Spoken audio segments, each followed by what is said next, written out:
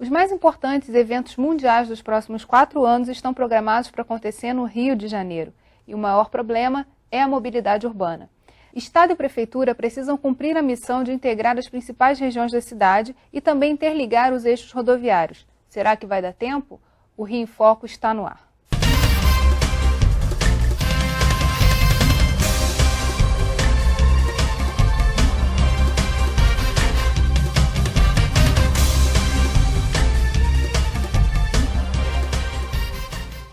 A Prefeitura e o Governo do Estado prometeram construir 41 quilômetros de vias expressas por onde vão circular os ônibus articulados e a linha 4 do metrô, que vai ligar Ipanema até a Barra da Tijuca. Para conversar sobre os gargalos da mobilidade e o legado que o Rio vai herdar dos grandes eventos, convidamos o deputado Luiz Paulo e Valdir Pérez, superintendente da Agência Metropolitana de Transportes Urbanos.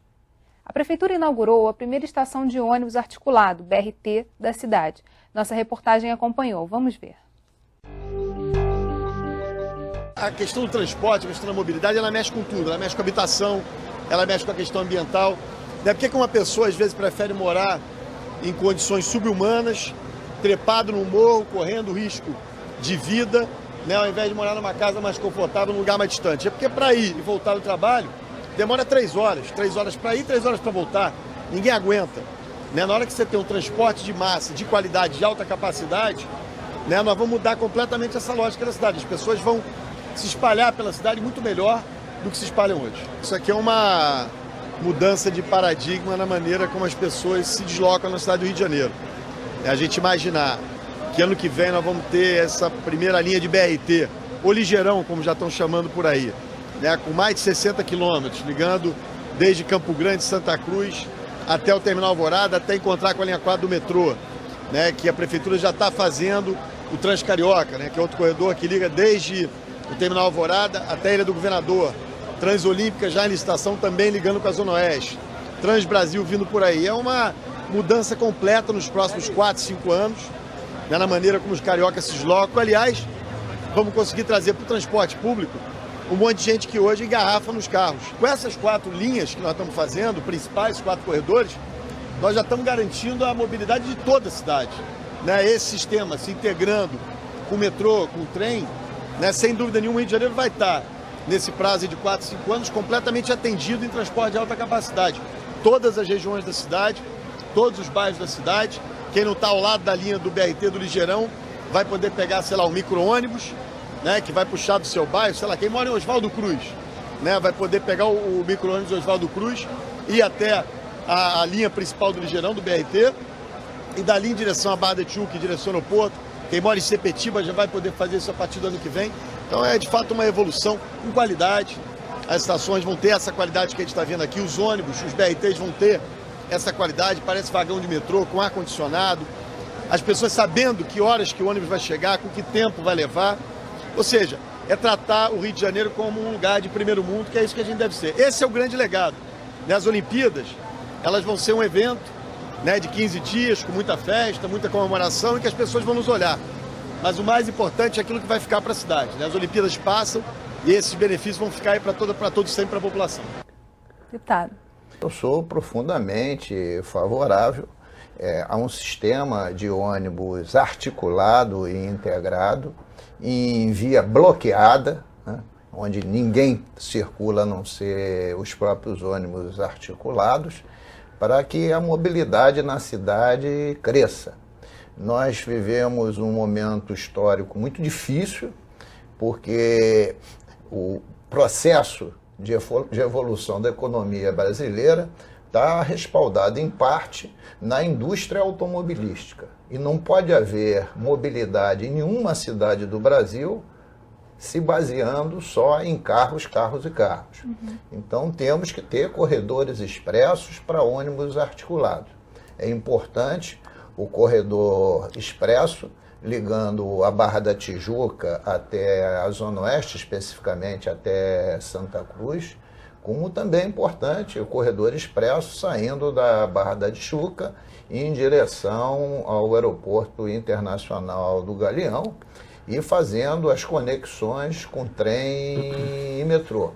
Então eu acho que esses corredores, esses 4 corredores, eles são, de fato, se construí-los, né, se realmente, efetivamente implantados e operacionalmente também, um legado que a cidade pode ter em função das Olimpíadas de 2016.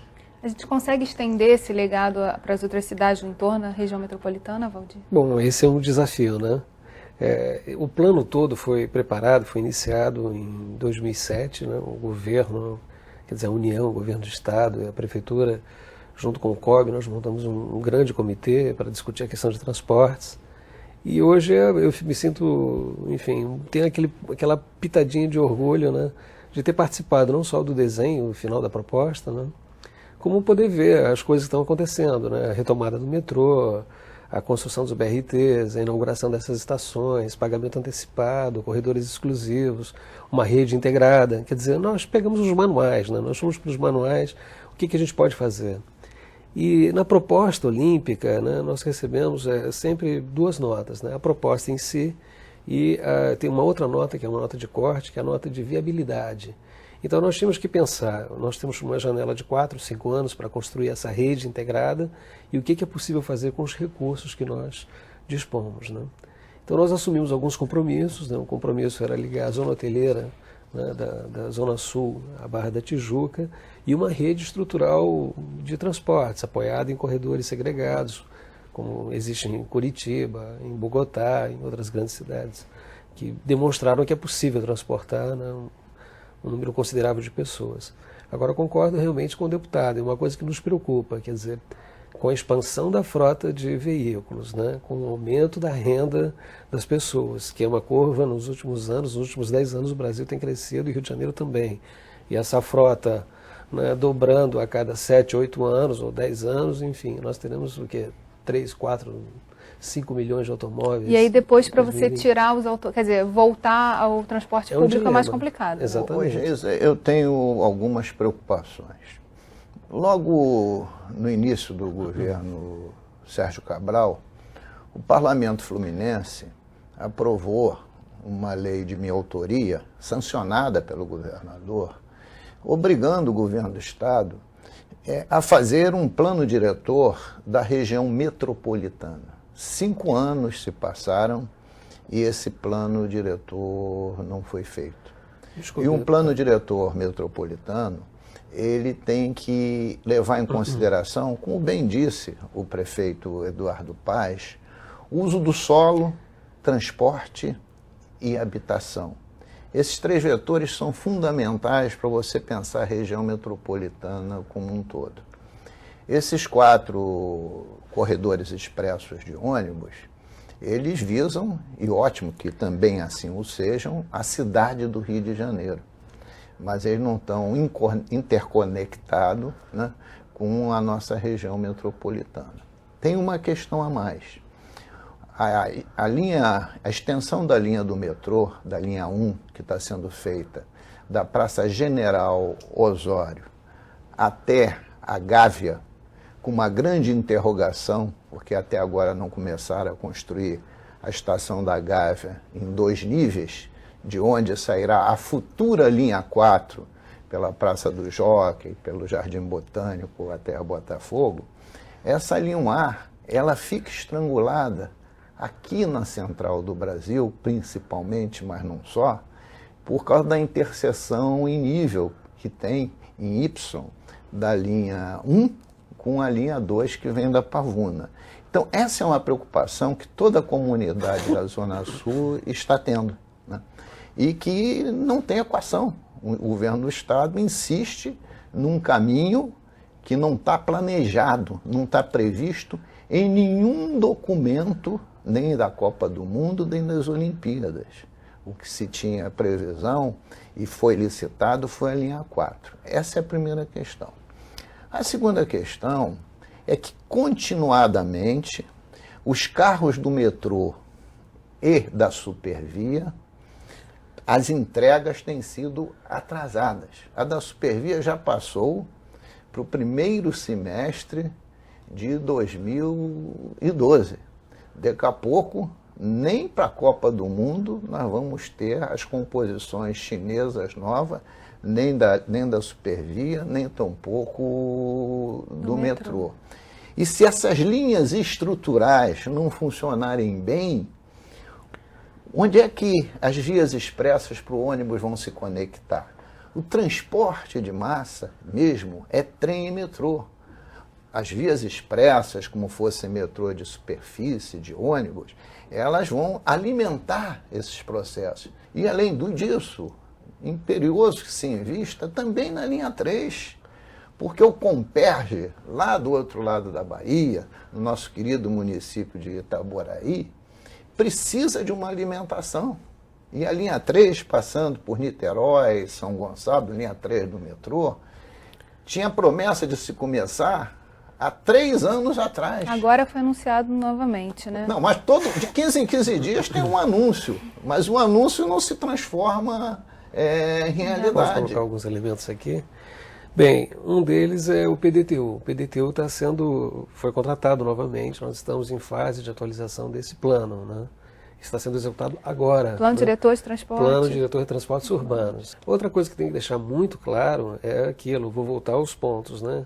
O que nós podemos fazer nos próximos 4, 5 anos. Esse foi o compromisso olímpico. Então, parte desses investimentos que estão sendo realizados, né, eles estão desenhados numa proposta olímpica, a questão dos BRTs, enfim, a construção do metrô, ligando novamente a Zona Sul, a Barra da Tijuca, foram questões que foram tratadas com as autoridades não só nacionais como internacionais.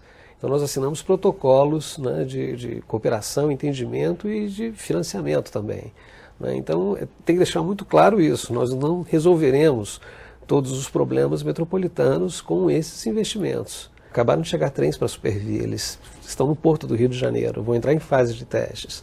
Quer dizer, nós estamos comprando quase 120 novos trens, né, para a Supervia. Para o metrô serão outras tantas composições, quer dizer, é um investimento que não era realizado há muito tempo no Rio de Janeiro. Então a gente fala sobre os trens e como resolver isso no próximo bloco. E o que é possível fazer com o nosso bolso, né? A gente volta já, em foco aqui, política e economia caminham juntas.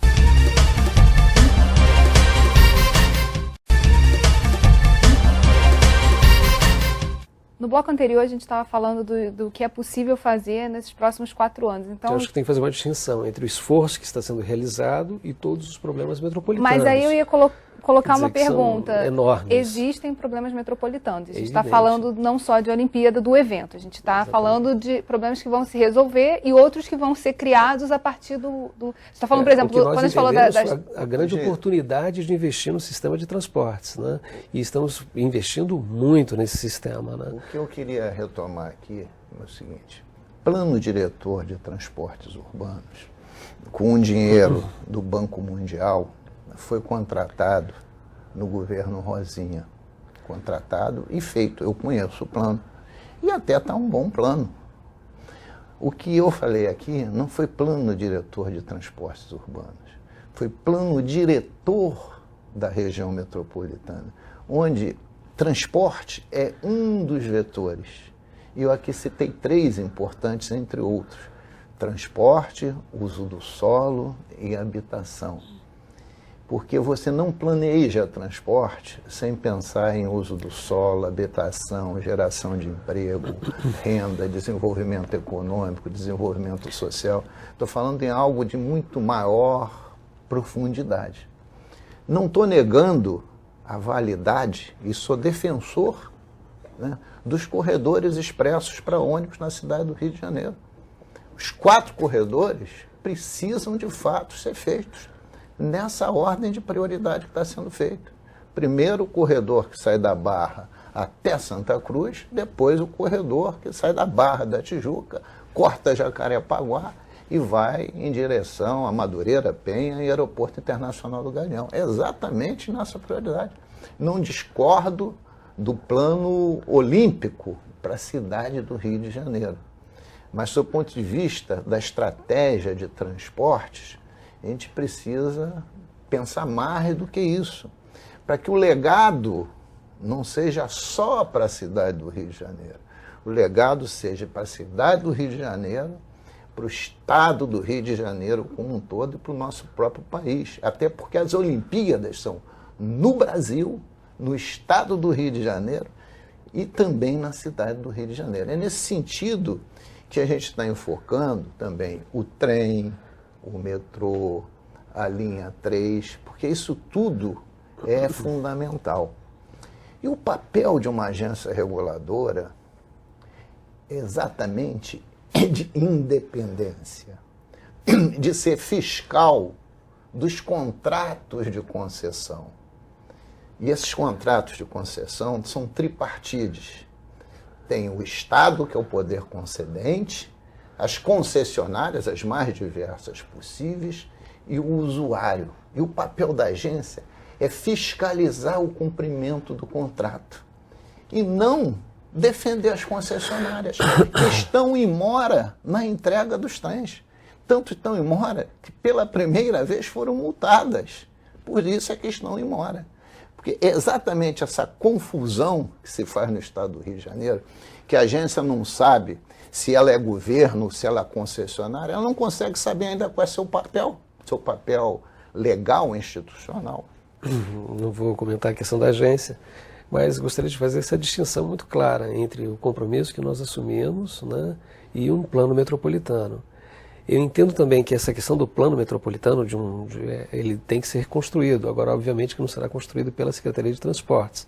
A questão de uso do solo, habitação, enfim, envolve outras competências, né, que, enfim, é um plano que está no nível hierárquico acima da Secretaria. Já existe um plano diretor do Arco Metropolitano. Exatamente, eu ia colocar isso. Está sendo Exatamente construído. O que é uma outra grande falha. Como é que você tem um plano diretor do Arco, você tem um plano diretor da região do Comperj e você não tem o plano diretor metropolitano?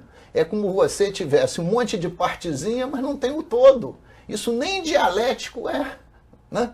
Porque a parte tem que estar contida no todo. E o todo tem que estar contido na parte. Isso que é a dialética. Aqui não, você faz um remendinho nas terras ao lado do arco rodoviário, aliás, que está num atraso brutal, né? E quer fazer um outro lá somente no Comperj, como essas coisas não tivessem de ser, que ser articuladas. Por isso fizemos a lei. Eu tenho uma visão mais otimista do que a do deputado, né? Só com a compra dos trens, só para dar um exemplo, né? O headway de Deodoro, quer dizer, o intervalo entre os trens de Deodoro até a Central do Brasil, cairá para 3 minutos. Né? De Duque de Caxias, de Nova Iguaçu para o centro da cidade, para 6 minutos. E de Campo Grande para o centro da cidade, 12 minutos. Quer dizer, o intervalo entre as composições. Isso eu acho que é um avanço enorme na questão da mobilidade, né? Outras questões também que estão sendo tocadas, eu acho que com um relativo sucesso, não só pela minha opinião especializada, por favor, é o esforço, por exemplo, do teleférico que fizemos no Alemão, o elevador que nós construímos, né, agora em Ipanema, enfim, colocando, né, as pessoas que não têm acesso, não têm mobilidade, né, integradas aos sistemas de transporte ou com acesso aos sistemas de transporte. Uma pessoa, por exemplo, no Alemão levava mais de 1 hora para sair do alto do morro e chegar em Bom Sucesso a pé. Né?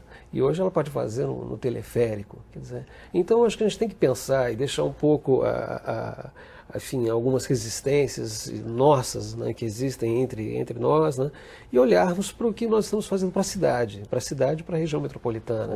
Esse investimento nos trens vai ter um impacto metropolitano, eu discordo do deputado.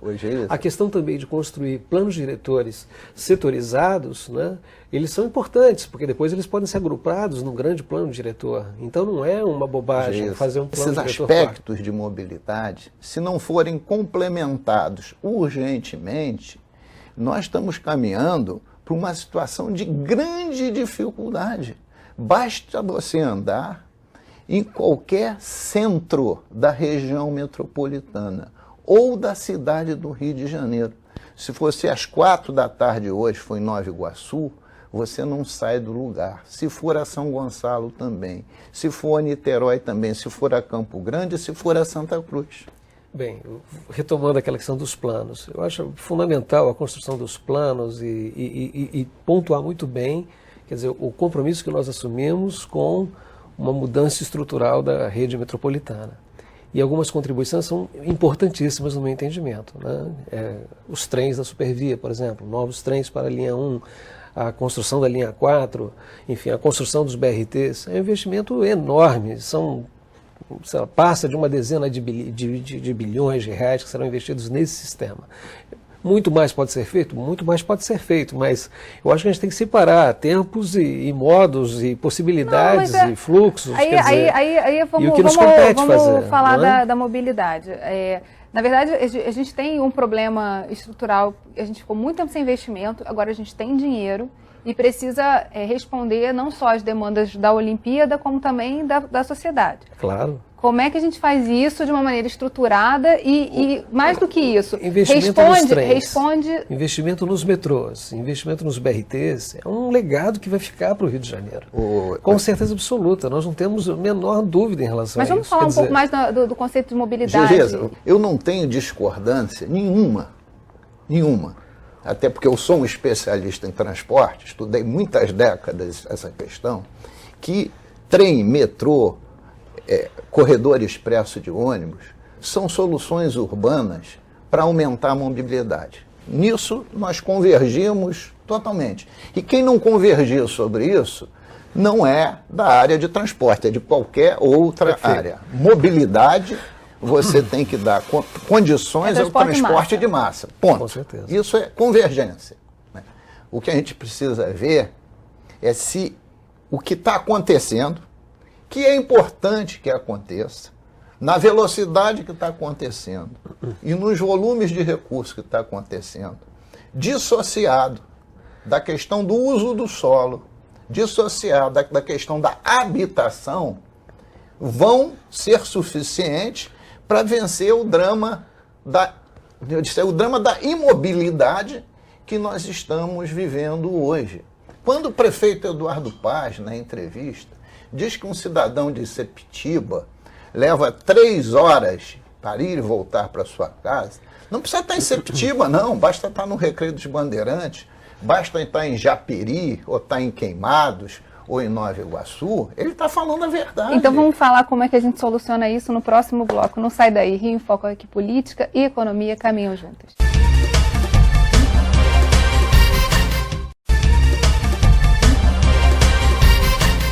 A gente deixou o bloco anterior falando de como solucionar os gargalos que existem hoje na mobilidade. A gente tem o evento Rock in Rio acontecendo e a cidade parou, as pessoas deixaram de sair de casa para não ficar no trânsito. E como é que a gente faz para que nos próximos anos a gente tenha, com esses mega eventos aí, a gente não precise ficar em casa para que ele ocorra com sucesso? Então, para falar da mobilidade, eu gostaria de colocar a questão de uma novidade para nós aqui no Rio de Janeiro, né? Que foi a introdução dos 2 bilhetes, o bilhete único intermunicipal e o bilhete único municipal. Né?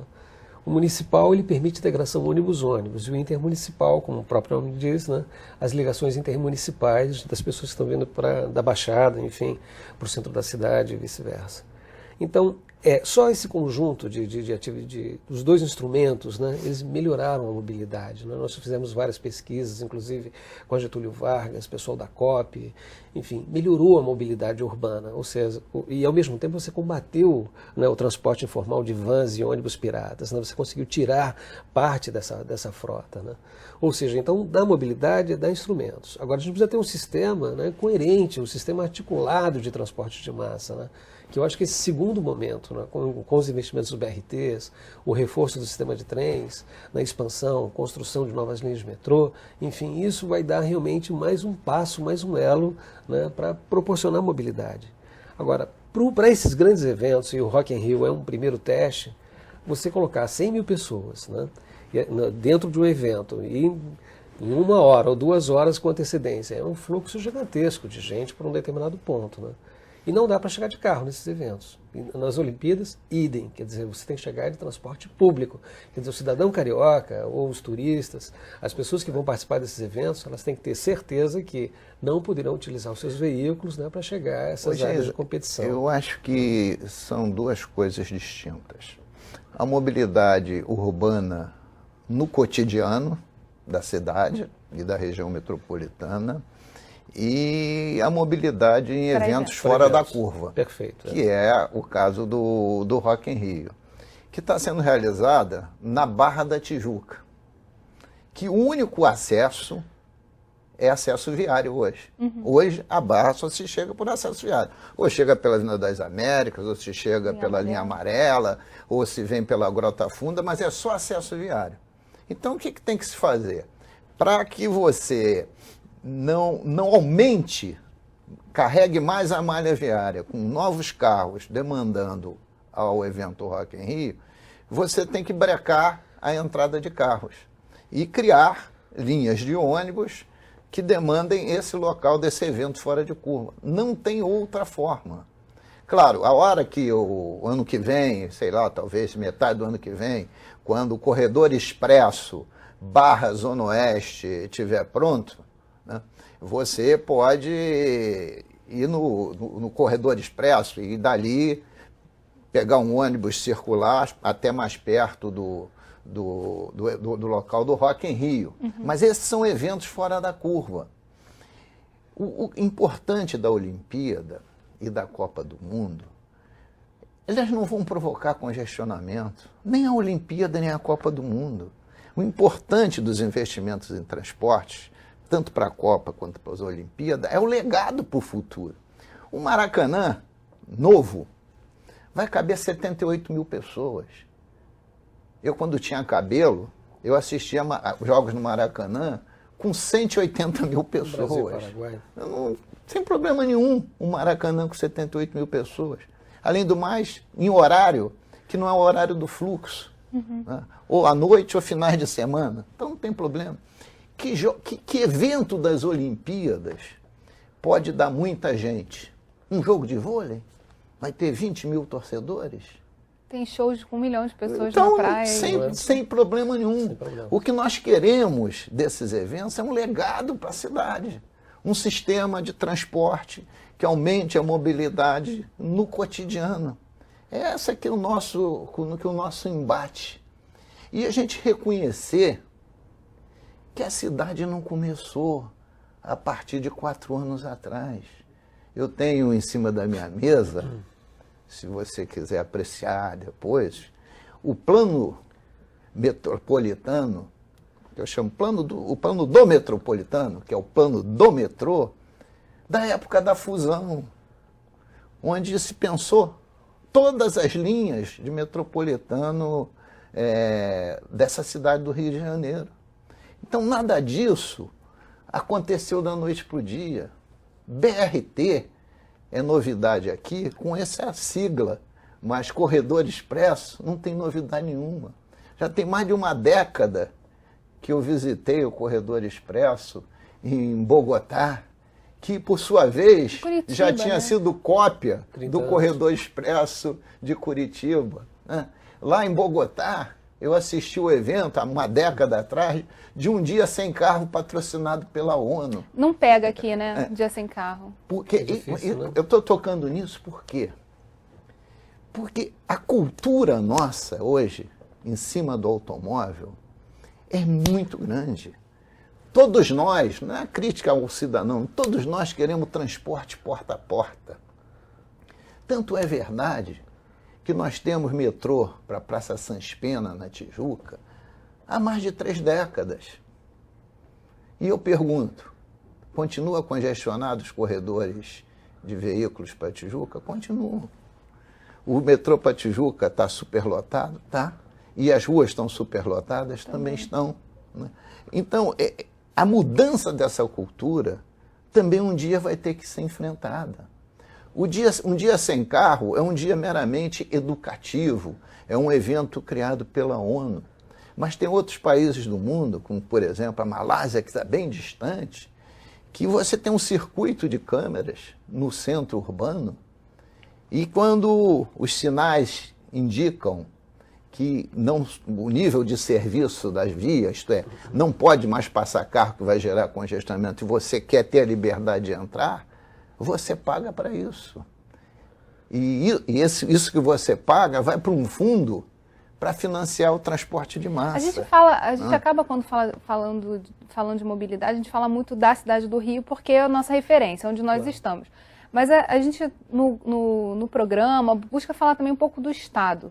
né? Essa discussão a respeito de mobilidade também deve preocupar os moradores Olha de só, toda... se você for em municípios, olha só, se você for em o Rio das centro de Ostras, Petrópolis Macaé. hoje, o centro de Petrópolis hoje, vai lá agora, é um horror. Não precisa do centro de Petrópolis. 4 da tarde em Itaipava é um horror. O centro de Friburgo também não anda. Por quê? Porque é excesso de carro num sistema viário que não comporta esse Falta de volume planejamento. carro. Porque Esses nós sistemas temos, foram desenhados nós há temos, anos atrás, né? nós temos um Uma parte projeto das de cidades, desenvolvimento econômico que parte dele se respalda na indústria automobilística. Você vê como é que os governos festejam quando vem para o seu estado mais uma montadora. Vem a montadora e vem o problema junto, que é o volume de carros que vão para a rua. Uma crise da mobilidade não é só no Rio, uma crise da mobilidade é mundial, né?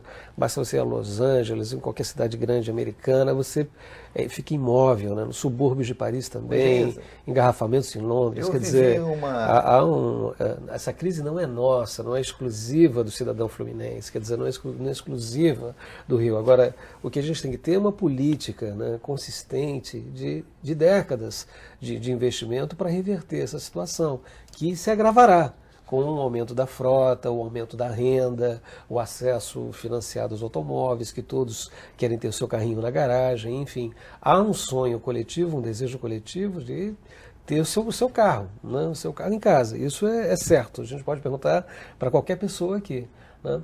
Mas o que acontece? As cidades não foram desenhadas para isso. As nossas cidades não foram desenhadas para cada habitante ter um automóvel e se deslocar à cidade, cada um com o seu carro. Por isso que a questão da mobilidade volta de novo. Eu tive o prazer, eu acho que foi no ano de 1985, estudar no Japão.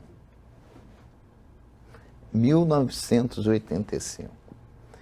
Japão, no centro, em Tóquio, quantidade de estacionamentos existentes é muito pequena. Se você sair de carro num dia de semana de trabalho, o teu congestionamento, isso em 85, é de 3, 4 horas para ir e para voltar. O sistema de metrô e trem, o tempo, o intervalo entre trens, está na ordem de, naquela época, já está na ordem de 60 segundos, 1 minuto. Tem lá empurrador oficial com luva. Porque ninguém mais pode sair de carro, porque não anda. Então vamos falar um pouco sobre isso no próximo bloco? Não sai daí, Rio em Foco, que política e economia caminham juntas.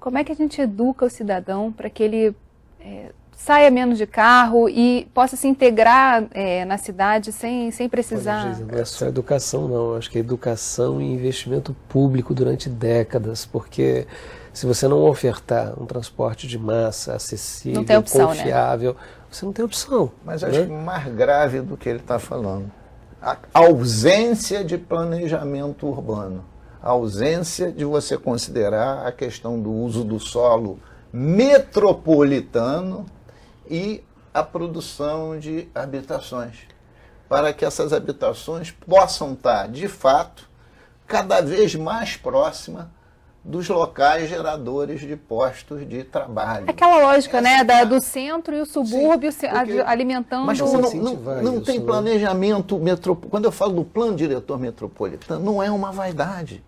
Porque você diz assim, vamos fazer um programa Minha Casa Minha Vida. Vamos pegar aqui na cidade do Rio de Janeiro e outro na Baixada. Nova Sepitiba, né? Que não foi nem no governo do... Está corretíssimo nessa Cabral. questão. Nova Sepitiba. Você vai botar lá em Sepitiba mais gente do que já tinha Sepitiba. Como se tira as pessoas E de lá não tem depois? infraestrutura nenhuma. Então, como é que você vai falar para essas pessoas em educação, para o transporte, não usar carro? Eles são todos pobres, não tem carro, mas não tem transporte. Não tem ônibus também. Só tem ônibus que sai a cada 15 minutos. E à noite, como eles falam às vezes lá, né, só tem o caça-mendigo, que passa de hora em hora. Como é que você soluciona isso? Aí você vai para Baixada. Vamos pegar aqui Japeri, não ali na estação de Japeri, na periferia de Japeri, ou na periferia de Queimados. Você faz um programa Minha Casa Minha Vida. Bota 2.000 pessoas. Tirando ali o polo industrial de Queimados como fonte gerador de emprego, a grande população dessa região trabalha aqui. O polo é Zona Sul, é Centro, é Tijuca. Então, como dizer para essas pessoas não vende carro, elas também não têm carro. Você está entendendo? Então, enquanto você não tem um plano diretor metropolitano, o que é o uso do solo metropolitano? Quer dizer, aqui tem que fazer casa, aqui tem que fazer indústria, aqui tem que ter uma linha de BRT, aqui o metrô tem que se expandir. É esse planejamento metropolitano que não tem. Cada município tem seu plano diretor, mas eles não conversam entre si, esses municípios. Você pode ter na divisa com o município uma zona industrial e colado àquela zona industrial um parque ecológico, porque os municípios não conversam entre si. Por isso que precisa um plano diretor. E quem está falando isso também não é o Luiz Paulo, não. É a tradição técnica das regiões metropolitanas. Nós já tivemos aqui uma Fundrem, Fundação para o Desenvolvimento da Região Metropolitana. Mas sabe em que ano foi? Foi na época 1975. Na época que era mais fácil vir de cima uma determinação e resolver. Agora, como é que a gente faz isso agora, hoje? Hoje o planejamento do uso do solo é uma atribuição municipal. Quando você então, esse é o problema. Mas tem solução, já foi contornada a solução. Existe uma lei nacional que permite você fazer os consórcios. Tanto é que essa lei foi recentemente usada nos 3 níveis, na União, no Estado, nós aprovamos aqui, e no município da capital, quando criou a autoridade olímpica. O que é a autoridade olímpica? É exatamente usar a lei nacional dos consórcios e dizer que isso é possível. É porque também precisa ter dinheiro para poder... Sim, mas como os municípios são pobres hoje, os municípios são pobres, não tem investimento. Se o Estado articula, se ele monta os consórcios e se ele entra com investimento das concepções intermunicipais, seja ela em BRT, seja em metrô, seja em trem, através da concessionária ou não, se o Estado entra com isso, os municípios se consorciam, você está entendendo?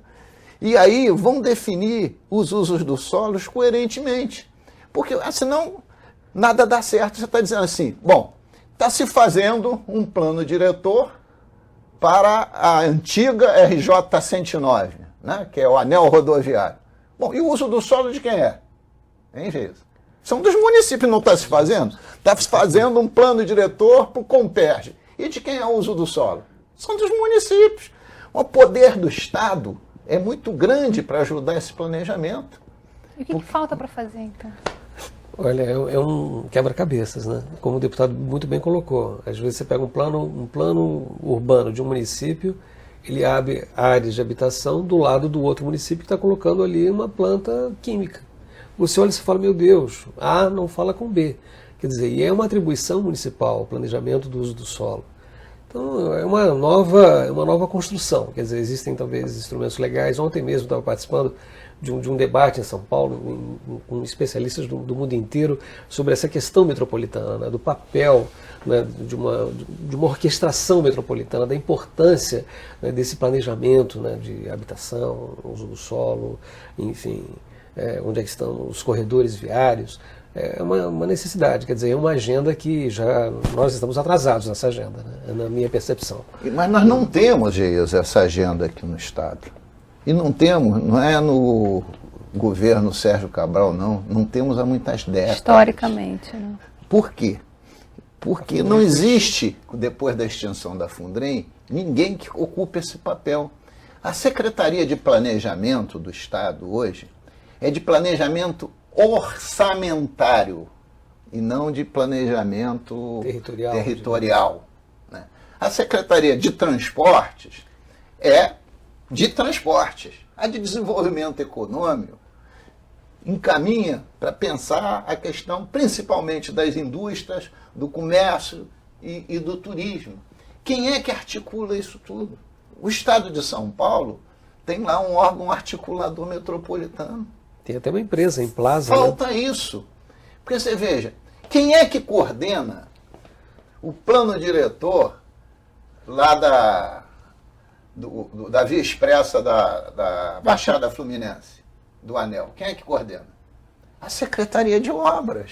É o Vicente Loureiro, que a função da Secretaria de Obra é fazer obra. Então não tem esse instrumento. E aí a gente já está caminhando para o final do programa. Qual o papel do legislativo e da sociedade nessa questão do transporte? Como a gente transforma essa cultura? Porque a gente estava falando da cultura do carro, mas tem a cultura também do agir sozinho, da não integração e da não cooperação intermunicipal, desse trabalho de articulação. Como é que a gente faz e como é que o legislativo também pode trabalhar nessa questão? Olha só, eu acho que isso, do ponto de vista do legislativo, eu vou responder. O legislativo tem feito um esforço, né, na área de transporte de avançar em todas as direções. Antes do bilhete único, só para mostrar que a história não começa com o Cabral, o governador, mas com o Cabral de 1500, antes do bilhete único, nós fizemos um esforço imenso e conseguimos aprovar aqui a existência da bilhetagem eletrônica, que só pode existir por causa do bilhete único. O bilhete único, só o deputado Luiz Paulo fez 36 emendas para melhorar o projeto e 23 foram acatadas. Então a gente compreende e quer avançar junto. Aprovamos o plano diretor metropolitano exatamente para quê? A criação dele, para que tivesse essa visão mais ordenada, mais estratégica da região metropolitana como um todo. Né? Então a gente compete todos os instrumentos que o executivo necessita e tem que partir dele constitucionalmente, para não ter vício de iniciativa. Nós temos aprovado todos, sem exceção, e melhorado muito as concepções. Então nós queremos avançar. Agora, culturalmente, para educar o cidadão a usar menos o carro e mais o transporte coletivo, primeiro, tem que ter uma boa oferta de transporte coletivo, que ainda não temos. Podemos vir a ter, mas ainda não temos. E 2, gostemos ou não, terão que ser tomadas medidas restritivas para o uso do carro nos grandes centros urbanos. Gostemos. Essas medidas já começaram aqui no Rio, né? Por exemplo, quando a gente pega o BRS lá em Copacabana, né? Prioridade para os ônibus e táxis com passageiros. Quer dizer, quem está no seu automóvel vai ter que disputar ali nas duas faixas, né, que sobraram. Né? Então, essa restrição, né, ao transporte individual, ela tem que ocorrer. Quer dizer, culturalmente, né? De repente, pedágios urbanos para acesso ao centro da cidade, a questão dos estacionamentos, acho que está corretíssimo do ponto de vista. Quer dizer, se você tem uma oferta gigante de estacionamentos no centro, então por que eu vou deixar de ser confortável? Né? Eu vou no meu carrinho, deixo o estacionamento, vou trabalhar, pego o meu carro. Né? Ou seja, então, culturalmente, e a questão do planejamento, ela tem que ser revista. Agora, a questão desse investimento, né, que está sendo realizado, de um investimento estrutural, organizado, eu acho que ele é decisivo. Ele pode ser um indutor, realmente, na mudança do uso do solo. Né? Se você oferta, né, se você tem a capacidade de ofertar um sistema de trens com headways menores, intervalos, né, praticáveis, que as pessoas sabem quando o trem sai, quando o trem chega, enfim, você muda a perspectiva dos usuários também. Então por que eu não vou morar aqui do lado da estação, eu vou morar mais próximo, né, num local que eu consiga fazer uma baldeação rápida, né, um intercâmbio de linhas, né, enfim, você começa a mudar, dar elementos para uma possível decisão individual. Agora, fora isso, temos que ter um rearranjo do nosso sistema de planejamento, né? Convidar as prefeituras, convidar as agências, convidar todo mundo para um novo debate e criar um novo pacto urbano, né? Para ter esperança de que a gente vai ter um legado, de fato, na área de transporte para melhorar a vida do cidadão fluminense? Eu sou extremamente otimista e fico muito contente com essa janela que o Rio de Janeiro está vivendo, né? De novos investimentos estruturais. Precisamos de muito mais, eu acho que é só um início, né? É um passo, né? Para um legado para o Rio de Janeiro. Ô Geisa, eu sou um otimista, sempre. Eu gosto sempre de citar São Paulo, combater um bom combate e não perder a fé.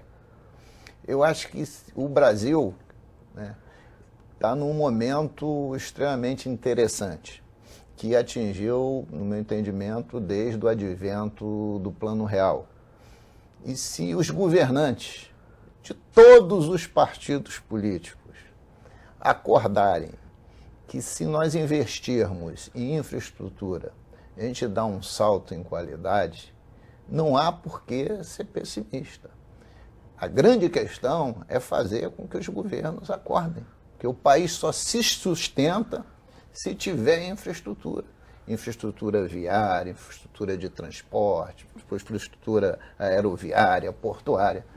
Há que se ter fé para continuar o bom combate. Bem, infelizmente o nosso programa chegou ao fim. Queria agradecer ao deputado Luiz Paulo, Valdir. Obrigado. E a você que ficou com a gente até agora. O Rio em Foco é o programa do Fórum Permanente de Desenvolvimento Estratégico do Estado. Para acompanhar os nossos debates, acesse a nossa página na internet ou as nossas redes sociais. Você também pode assistir esse programa no site www.rioemfoco.rj.gov.br e pelo www.tvalerj.tv. TV Alerj, o canal do povo fluminense. Até a próxima.